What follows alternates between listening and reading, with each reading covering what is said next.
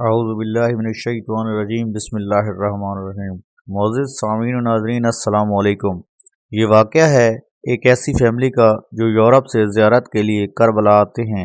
ایک نوجوان جو اس قافلے کے ساتھ ہوتا ہے وہ بیان کرتا ہے کہ اس قافلے میں بہت سے لوگ تھے اور ایک ایسی فیملی بھی تھی جس میں ایک بچہ تھا 10 سال کا، اس کی والدہ تھی اور اس بچے کی نانی تھی۔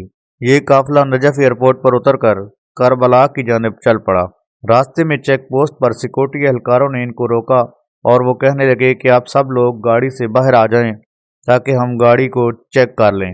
تو سب لوگ جب گاڑی سے باہر آ گئے تو اس بچے کی ماں سیکورٹی آفیسر سے ریکویسٹ کرتی ہے کہ اگر آپ اجازت دیں تو میں بچے کو گاڑی میں سونے دوں، کیونکہ یہ ابھی سویا ہے، اگر اٹھایا تو جاگ جائے گا۔